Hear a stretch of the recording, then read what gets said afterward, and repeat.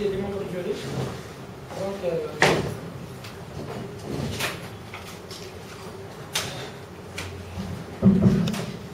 voilà, on va commencer. C'est l'encadrement de...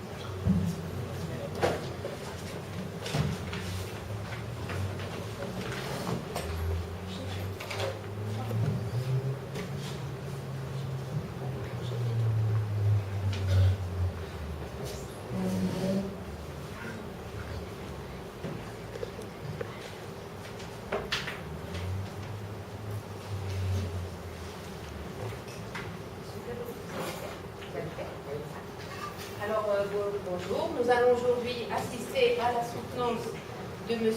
Gerlout El-Hachmi, qui a travaillé sur la segmentation d'images médicales. Le titre de sa thèse est Performance dans la segmentation d'images médicales. M. Gerlout a travaillé avec M. El-Kabdi Al-Ahmad et vous serez, M. Gerlout, jugé par les personnes suivantes qui font partie de votre jury. Donc, je vais commencer par vous inviter, les personnes de l'école. Donc, nous avons comme examinateur M. Bouatouche, professeur à l'IRISA France.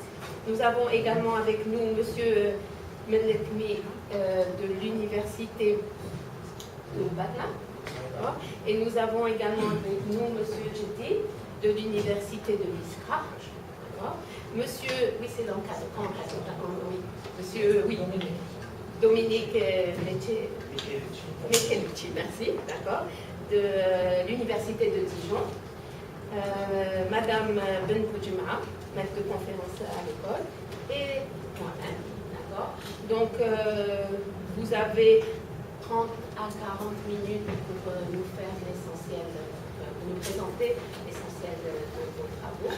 Et je voulais juste, avant que vous ne démarriez votre présentation, dire que je suis en même temps très contente et honorée de présider ce jury-là, mais je suis également très triste que M. El-Kabdi ne puisse pas assister à cette soutenance parce que je sais qu'il aurait voulu être avec nous aujourd'hui. Et donc je vous laisse présenter. Madame la Présidente, Madame et Monsieur le jury, bonjour. Honorable assistant, bonjour. Dans le cadre de plan secondaire plan de doctorat en informatique et sciences informatiques, j'ai l'honneur de présenter mon travail qui s'intitule La performance de la segmentation d'images médicales. Tout d'abord, je voudrais dire un mot sur notre défunt, M. Aïdjabia. Donc, je le remercie infiniment pour son inestimable aide, soutien, supervision, son si conseil, ses orientations, sa démarche et méthodologique, son guide, ses précieux conseils, ce modeste travail n'aurait pas été accompli et lui est dédié. Les mots me manquent pour décrire ma profonde gratitude, ma sincère reconnaissance et le respect que je lui porte dans mon cœur. Monsieur Aïdjabia, vous étiez et vous resterez pour toujours dans mon esprit. Vous serez l'éternel, le mien qui me guidera, Allah lui accorde miséricorde et l'accueil dans son vaste paradis. Merci. Je remercie aussi la famille de M. Aïdjabia d'être présent avec nous. Et par cela, on a ensuite le travail suivant. On va commencer par une introduction dans laquelle on va introduire la problématique, suivi sur le principe général de segmentation d'images médicales. Et on va parler sur brièvement sur les champs de Markov cachés. Puis on va parler sur notre contribution, dans laquelle on va commencer par la méthode SIAM et les lacunes qui nous a amené à penser à une nouvelle modélisation du problème du champ de Markov caché. Après ça, les méthodes qui nous a permis de l'implémenter en utilisant la nouvelle modélisation. Et à la fin, on va terminer par une conclusion et des exercices. Voilà. Ici, le problème c'est quoi? C'est on a une quantité énorme d'images médicales qui sont produites chaque jour par diverses applications. L'analyse et l'interprétation manuelle est une tâche fastidieuse. Et pour cela, on a pensé à la segmentation automatique des images médicales parce qu'elles fournissent aux praticiens une aide à la décision, pour faire la décision. Donc, c'est quoi la segmentation? La segmentation, on pourra le voir comme étant un processus de partitionner l'image en régions significatives plus facile à analyser, comme l'indique la figure suivante. Voilà, si on veut parler sur les différentes méthodes de segmentation, on pourra les classer sur les grandes lignes, grandes catégories, les 4 grandes catégories. Les méthodes de segmentation basées sur le sillage, les méthodes de segmentation basées sur les compteurs, les méthodes de segmentation basées sur les régions et les méthodes de segmentation basées sur les classifications qui incluent les champs de Markov cachés. Voilà notre objectif. Notre objectif, c'est quoi? Et de fournir une méthode de segmentation automatique, rapide, très efficace en termes de qualité, et ces critères vont influer directement sur la santé. Voilà, pourquoi les champs de Markov cachés? C'est simplement parce qu'ils fournissent une manière élégante de modéliser le problème de segmentation, ils fournissent un algorithme robuste aujourd'hui, fournissent une haute qualité de la segmentation. Voilà un exemple pour décrire juste le principe de la segmentation en utilisant les champs de Markov cachés. L'image à segmenter et l'image segmentée sont vues comme étant des champs de Markov cachés, dans laquelle des réalisations de champs de Markov cachés, dans laquelle chaque pixel est une réalisation d'un variable aléatoire de Markov. Donc, les valeurs de réalisation d'une image segmentée sont incluses dans l'intervalle des niveaux de gris entre 0 et 257.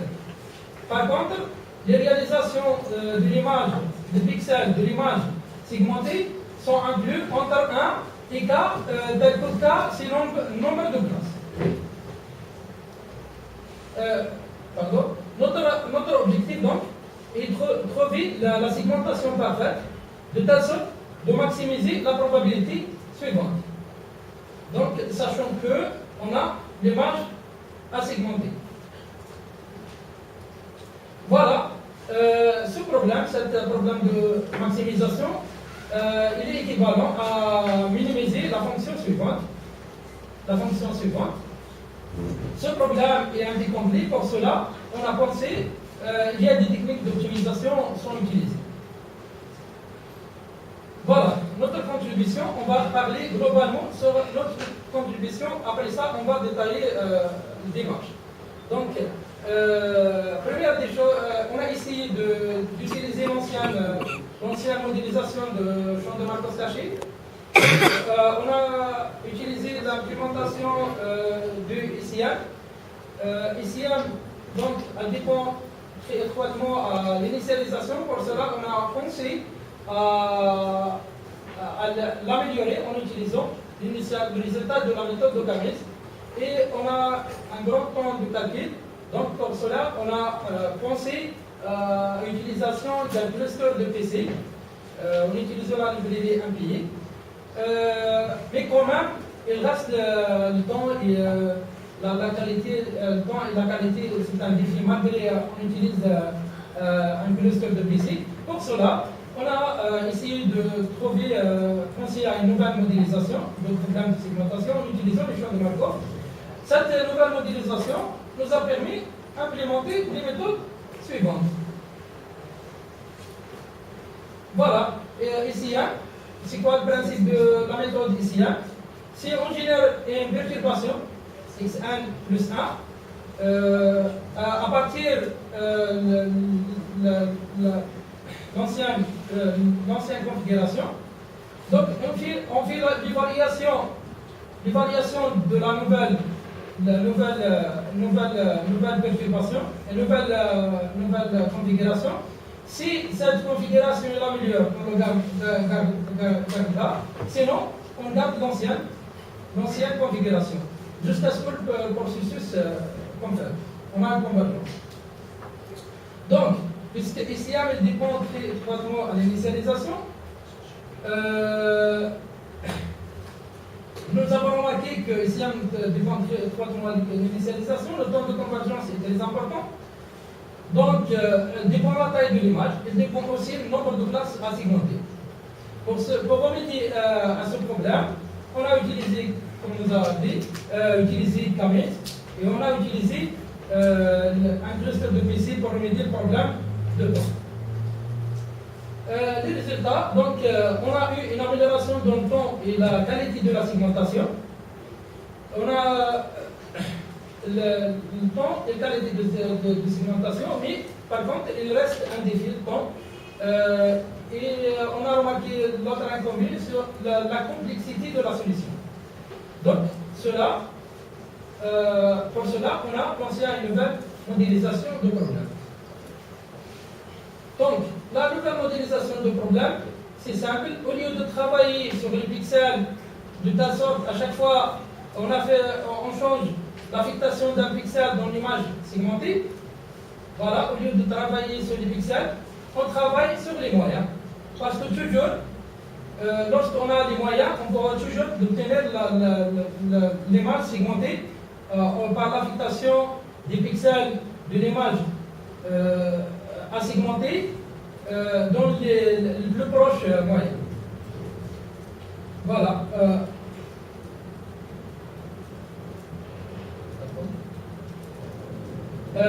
On va donner un exemple. Dans le premier cas, première modélisation, si on a par exemple, on va segmenter une image en 4 classes de taille 10 à la puissance 6. Donc, on aura besoin de trouver une bonne configuration parmi les configurations 10 à la puissance 24. Par contre, la nouvelle modélisation, on essaiera de trouver juste les 4 bons centres ou les moyens. Donc, pour appliquer les techniques d'optimisation, il faut redéfinir notre fonction, une nouvelle fonction. Au lieu de l'espace des niveaux de grille, c'est-à-dire de 0,255K, donc il faut redéfinir cette fonction dans l'espace RK. D'accord? Donc, qu'est-ce qu'on a fait on a proposé deux formules, Ψ1 et Ψ2.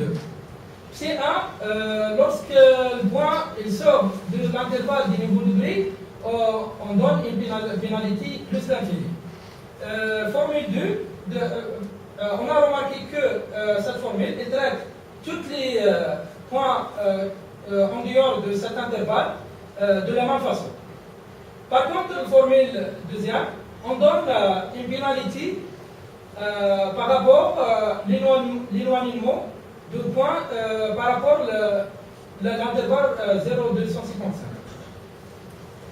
On a remarqué bien sûr avec les tests que la formule 2 c'est mieux que la formule C1. Voilà, pour cela on a nous a permis d'implémenter le premier algorithme. Pourquoi le processus dans notre processus dans la logique de recherche, on a choisi un algorithme d'optimisation globale qui est PIASO, parce qu'elle donne l'optimisation globale. Donc, dans notre modélisation, on voit chaque position de chaque particule I, comme étant en solution, à l'instant T. Après ça, on va chaque particule, soit M, c'est le meilleur résultat de les positions visitées par particule I, et MT, meilleure position de toute soit. Donc, chaque particule, comment il calcule la prochaine position. Donc, il dépend meilleure position visitée par la particule et meilleur résultat visité par toutes les particules à l'instant T. Voilà. Donc, ici, on pourra calculer donc comment on calcule la vélocité ou la rapidité. Donc, qu'est-ce qu'on a?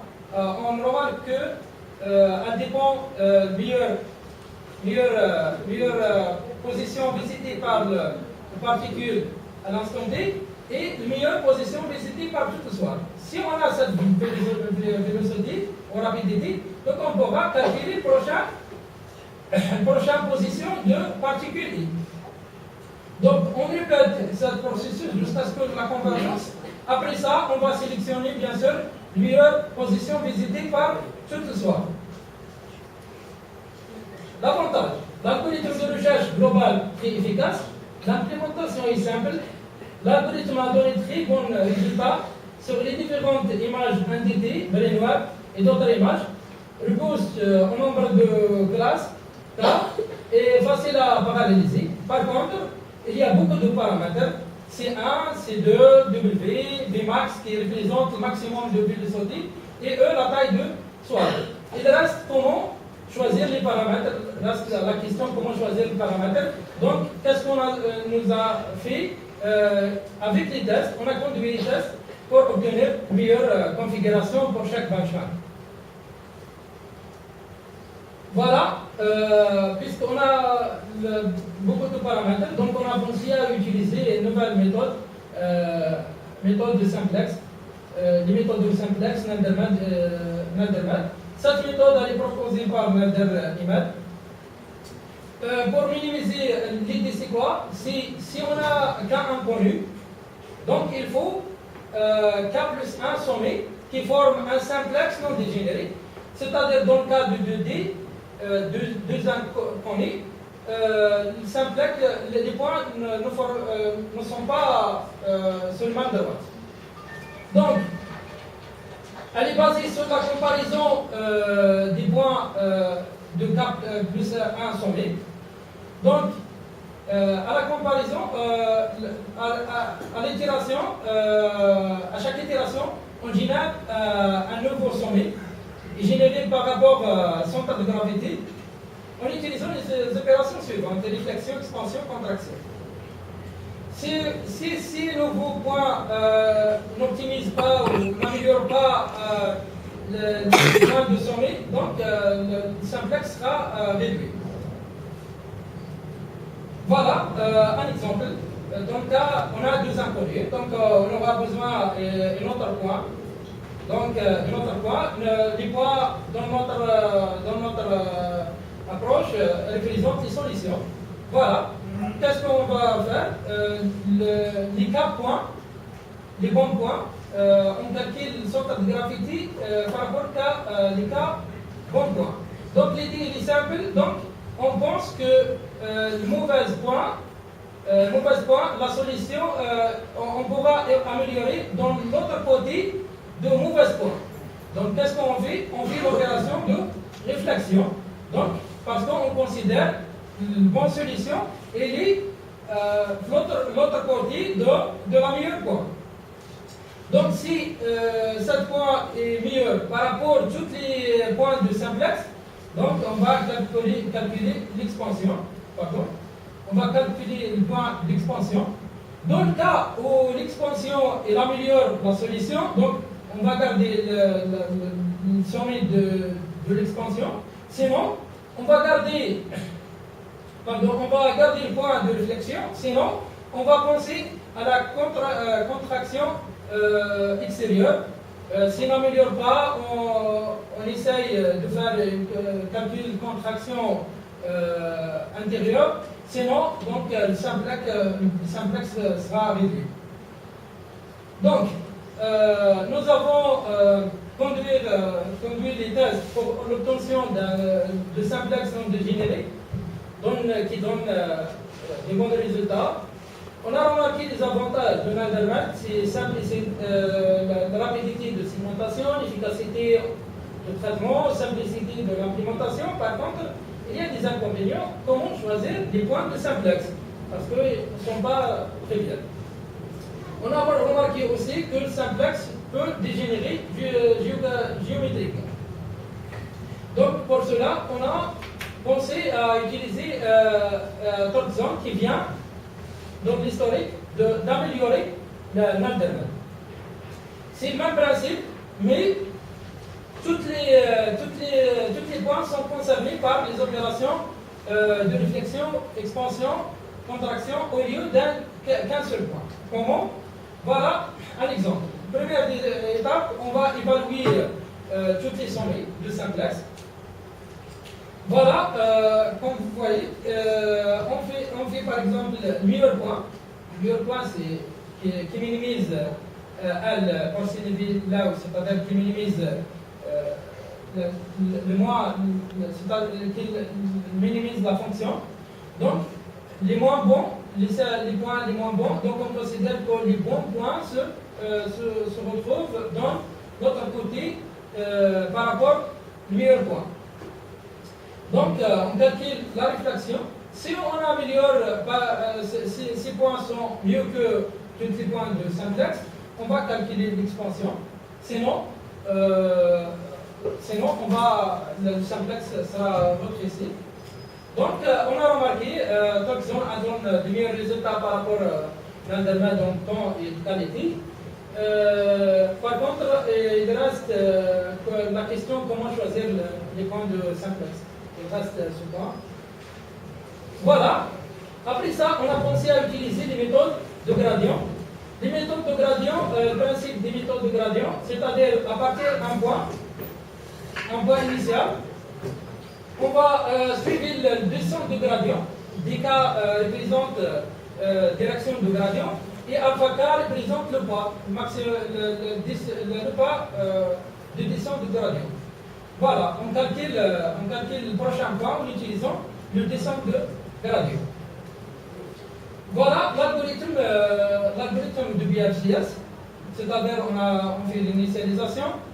Après ça, on calcule la direction en utilisant la matrice ici.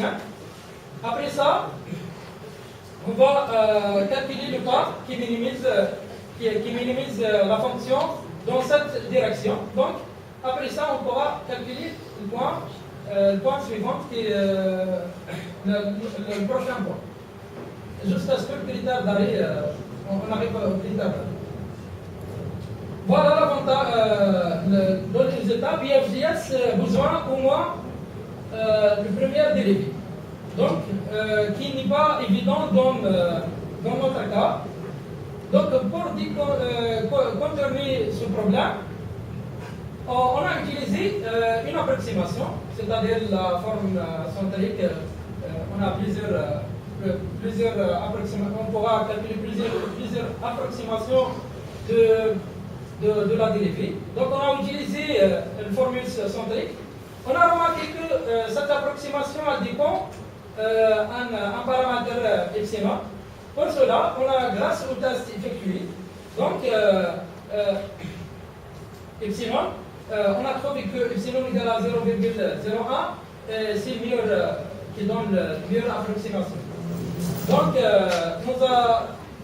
on a utilisé BFJS, on a trouvé des bons points qui donnent de très bons résultats concernant les benchmarks qu'on a utilisés. Mais il reste le problème aussi, comment choisir le point initial. Pour cela, on a pensé à une autre méthode de gradient, conjugué de gradient. Donc l'idée de conjugate gradient, il utilise l'orthogonalité entre la direction de recherche et la dérivée. Donc le principe est simple, il utilise pour profil ou pas. D'accord? On a remarqué que la direction dépend à constante bêta. Donc pour cela, on a plusieurs variantes de conjugate gradient. Par exemple, Fletcher révise et il calcule la constante bêta, comme il indique le formule suivant. Et Pollack vient, il utilise la constante suivante pour calculer la direction. Donc, puisque notre dernière algorithme implémenté donne juste une conférence s'il y a le mois avant, donc on a émis de présenter les résultats complets de quelques résultats en plus. Voilà, on a voulu de présenter quelques résultats en plus. Voilà, on a utilisé les critères qu'on a utilisés. Ici, le coefficient de 10. Le coefficient de 10, c'est-à-dire égal à 1 dans le meilleur cas, c'est-à-dire on a une segmentation parfaite, égal à 0 au pire des cas. Donc chaque pixel est mal classé, donc les deux ensembles ne sont pas, l'intersection des deux ensembles est égale à 0. Donc les benchmarks qu'on a utilisés, BSR, qui fournissent sont des benchmarks. Le résultat de la segmentation, il fournit le résultat de la segmentation manuelle guidée par des experts. Par contre, BrainWeb sont des images simulées, dans laquelle on pourra choisir plusieurs paramètres, noise, modalité, size, thickness, intensité, non-uniformité. Voilà, on a comparé dans la dernière algorithme, c'est conjugate gradient, on a comparé par plusieurs méthodes. Instrument optimization, ça means GMM, qui la méthode elle est utilisée par SPM. Il est connu dans la segmentation, c'est un logiciel, il est connu dans la segmentation des images médicales. Il est aussi FSL, qui est basé sur HMRF Coran. Voilà, dans l'utilisation de la méthode du BSR, voilà, on a les résultats. On a remarqué que conjugate gradient donne très bons résultats par rapport à Cummins et Instrument Optimization. Voilà les résultats de BrainWeb. Il donne les résultats de BrainWeb parce que des images simulées. On a utilisé plusieurs paramètres, noise, intensité, non-uniformité. On a 0, 3 et 5, on a augmenté le... Donc on remarque que le résultat garde sa qualité malgré qu'on augmente le noise. Voilà quelques résultats visuels. Voilà, on a les images à segmenter, grand truc, on a vérité terrain, et on a notre méthode de segmentation.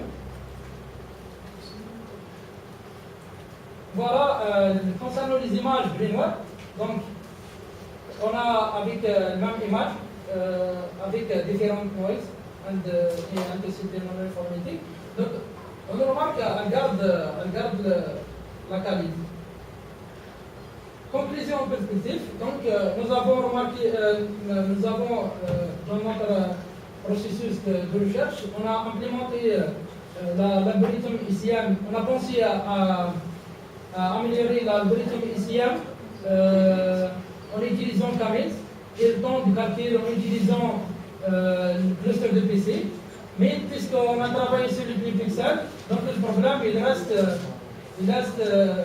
le problème de temps il reste avec le problème de la qualité de segmentation. Pour cela, on a pensé à une nouvelle modélisation, donc qui nous a permis d'implémenter Piasso. On a vu que le problème de Piasso, c'est le paramétrage, on a beaucoup de paramètres. L'intermède des top zones, leur problème, c'est ceci, c'est le simplex initial. Donc, les méthodes de gradient, on essaiera de trouver le bon point initial. Nos algorithmes sont testés sur plusieurs benchmarks, NDT, Brainware, QBSR, et d'autres démarches médicales sont vérifiées terrain. Voilà les perspectives. L'opinion du spécialiste doit être prise en compte dans l'évaluation. Le choix de paramètres de simplex et de point initial reste indéfini. L'expérimentation des approches de deep learning, reste indéfini. Merci pour votre attention. Et